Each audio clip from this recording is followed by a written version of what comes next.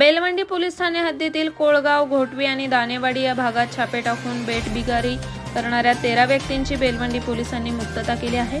अहमदनगर जिल्ह्यातील सर्वात मोठी कारवाई बेलवंडी पोलिसांनी केल्याने बेटबिगारी करून घेणाऱ्यांचे धाबेदार आणले आहेत। याबाबत सविस्तर माहिती अशी की बेलवंडी पोलीस ठाण्याचे पोलीस निरीक्षक संजय ठेंगे यांना गुप्त माहिती मिळाली की बेलवंडी पोलीस ठाणे हद्दीत बेटबिगारी करून घेतली जात आहे। त्यानुसार बेलवंडी पोलीस ठाण्यातील अधिकारी आणि कर्मचाऱ्यांनी 4 स्वतंत्र पथके तयार करून पोलीस ठाणे हद्दीत तपासणीसाठी रवाना करण्यात आले। तपासणी केली असता आरोपी नामे चारुशीला रघुनाथ चव्हाण, रघुनाथ रायफल चव्हाण, झिलूर रायफल चव्हाण, अमोल गिरिराज भोसले, आबा जालिंदर काळे, दालखुश मुकिंदा काळे, नंदू किलचंद गव्हाणे, सागर सुदाम गव्हाणे, अब्बास संभाजी गव्हाणे, सचिन जयसिंग गव्हाणे, काळूराम पाटीलबा पवार या 11 आरोपींविरोधात बेलवंडी पोलीस ठाण्यात भादवी कलम 367, 370, 342, 323, 504, 506, 34 बेटबिगार अधिनियमन कायदा कलम 16 प्रमाणे गुन्हा दाखल करण्यात आला असून 5 आरोपींना तात्काळ अटक केली आहे। तर बेटबिगारी करणाऱ्या 13 व्यक्तींची मुक्तता करण्यात आली आहे। सुटका केलेल्या सर्व व्यक्तींची रवानगी न्यायालयाच्या परवानगीने मानव सेवा संस्थेत केली असल्याचे पोलीस निरीक्षक संजय ठेंगे यांनी सांगितले। सदरची कारवाई जिल्हा पोलीस अधीक्षक राकेश ओला, अप्पर पोलीस अधीक्षक प्रशांत खैरे, डीवायएसपी विवेकानंद वाखारे यांच्या मार्गदर्शनाखाली ऑपरेशन मुस्कान मोहिमेअंतर्गत पोलीस निरीक्षक संजय ठेंगे यांनी त्यांच्या पथकाने केले आहे।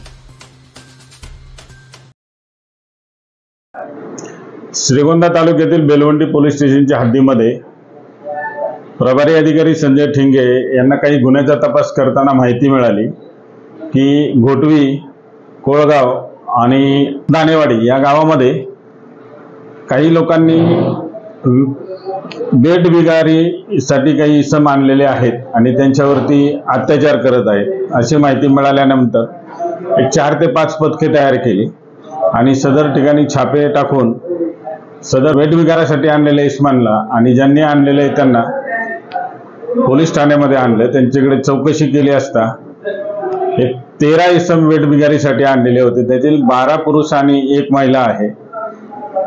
त्यांची मुक्तता करण्यात आली आणि सदर बेटबिगारीसाठी ज्यांना आणलं होतं त्यातील 11 आरोपींना 8 गुन्हे दाखल करून त्यांच्यावरती कारवाई करण्यात आलेली आहे।